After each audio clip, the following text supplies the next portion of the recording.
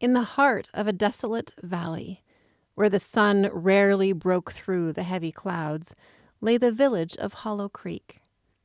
Its name, once a quaint reference to the meandering stream that ran through it, had grown ominous over the years.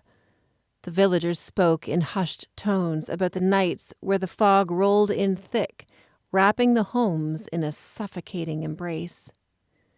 One such night, a newcomer named Eli arrived, seeking refuge from a world that had become too chaotic. The villagers welcomed him with wary smiles, their eyes darting to the shadows.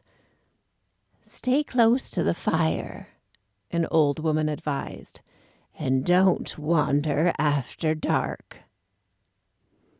Curiosity prickled at Eli, but he nodded, settling into the small, creaky inn at the center of town.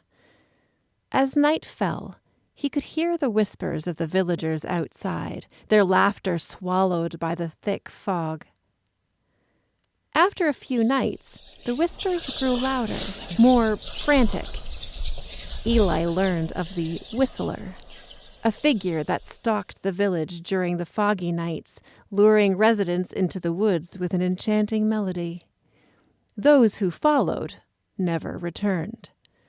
The villagers had grown accustomed to the loss, their eyes dull with grief, but Eli felt a strange pull, a dark curiosity that gnawed at him. One fog-laden evening, unable to resist, he ventured outside. The air was thick with dampness, and the familiar sounds of the village faded into an eerie silence. Then he heard it, a soft, haunting tune that danced on the wind. It was beautiful and sorrowful, calling him closer. Drawn by the music, Eli stepped into the woods, the fog swirling around him like a living thing. The trees loomed tall and twisted, their branches reaching out like skeletal figures. As he walked deeper, the melody became clearer, beckoning him toward a clearing. There, he found a figure cloaked in shadows, face obscured. "Who are you?" Eli called, his voice trembling. The figure paused, and the music stopped. Silence enveloped them. "Come closer," the Whistler replied, voice smooth like silk, yet laced with something sinister. Eli felt an irresistible urge to obey, each step drawing him nearer. "Why did you call to me?" he asked, heart pounding in his chest. "Because you are lost," the figure replied, slowly revealing its face. It was a grotesque mimicry of humanity, eyes sunken and hollow, a smile stretching unnaturally across its lips. "And I can show you the way." Eli stumbled back, the reality crashing over him like a wave. The stories were true. Panic surged through him, and he turned to flee, but the Whistlers stepped forward, the fog thickening around them.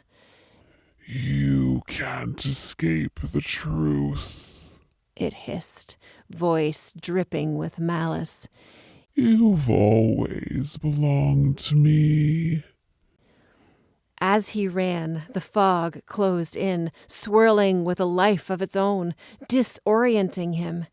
Shadows darting between the trees, whispering his name, each voice a memory of those who had come before him. He could see their faces in the mist, twisted, mournful, trapped. Finally, he broke through the trees and back into the village, gasping for breath. The villagers stared at him, their faces pale and drawn. "You shouldn't have gone," the old woman said, shaking her head. "Now it knows you." What do you mean?" Eli's voice trembled. "The Whistler only wants what it has lost," she replied, her eyes glistening with tears. "And it will take you, too." As the fog rolled in, thicker than before, Eli felt a presence at his back. The whispers returned, louder now, a cacophony of desperate souls. He turned, but there was no one there, only the dark, suffocating fog, closing in like a shroud. The village of Hollow Creek remained silent, save for the soft, haunting melody that echoed through the trees.